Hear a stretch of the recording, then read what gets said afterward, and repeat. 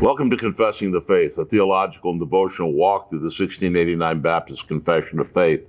I am your host, Sam Waldron, pastor of Grace Reformed Baptist Church in Owensboro, Kentucky, and president of Covenant Baptist Theological Seminary. In this conversation about chapter 13 of the Confession, I want to speak of how the Christian is to prosecute or engage in the work of sanctification. How does one go about prosecuting the task of becoming holy? What does one do to that end? The following comments are intended to answer that question. First of all, we have to consider the gracious framework in which this work must be pursued. This is the first thing to consider. Here we take up where we left off on our consideration of definitive sanctification. The task of sanctification does not take place in a vacuum. It assumes and is based on the activity of sovereign grace in our lives as Christians. Theologians call this the relation of the indicative and imperative. And that raises the question, doesn't it? What is an indicative and what is an imperative? The statement, "You are a holy nation," is an indicative, 1 Peter 2:9. The command, "Be holy yourselves," is an imperative, 1 Peter 1:15. Throughout the New Testament, these two kinds of statements actually occur side by side.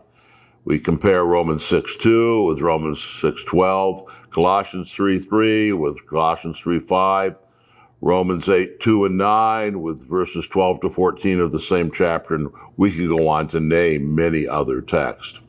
But I want you to notice two things about these passages. Firstly, the relation is not reversible. It is always the indicative first, then the imperative. The imperative is always based on the indicative.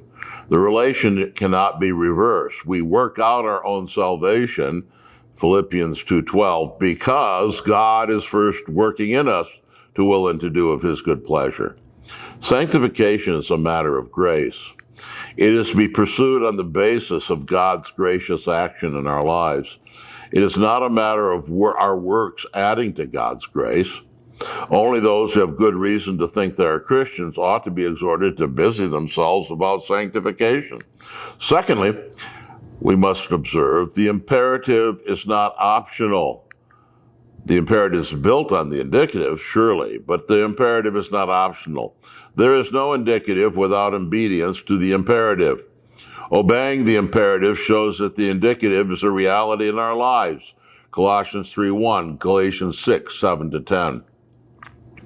This does not reverse the order. It only signifies that the indicative and the imperative are inseparable. No one may say, "I am sanctified," who is not engaged in dying to sin and being sanctified.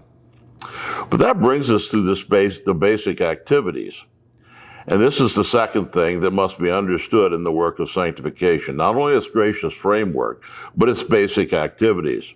The question of the basic activities involves in pursuing holiness raises a question or issue which has been the subject of repeated, emphatic discussion among evangelicals during the last century or two.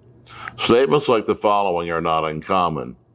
As someone once said at the Keswick Convention, "We Christians all know that we are justified by faith, but somehow we've gotten the idea that for sanctification, we must paddle our own canoe.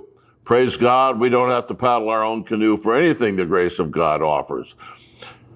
We talk about the grace of God, but forget that the victory is given to us. You don't have to work for a gift, neither do you have to have any share in buying a gift. The whole thing is given to you exclusive of your efforts and work." So says the Keswick view of sanctification. Another teacher of the victorious life, a similar view, makes these remarks. Quote, "Does someone ask how this can be done? The answer is simple. It's found in Romans 6:10-18. It is bound up in two words, reckon and yield. Reckon yourselves to be dead to sin, wherever sin is tempting you, and reckon yourself to be alive to God. Then yield according to your reckoning. Yield to God and not to sin. Yes, dear friend, it's just as simple as that. Reckon yourselves to be dead and then yield to your reckoning." Now, such remarks And that's the end of my quotation of the Victorious Life teacher. Such remarks raise such questions as these. Are we sanctified by faith alone? Some have taught that more recently. Or must we work at our sanctification? Are we sanctified in the same way we are justified? By faith alone? Is there any place for exertion or effort in the Christian life? Is our duty really exhausted by reckoning and yielding? Such questions will be answered by an examination of the biblical evidence in our next conversation.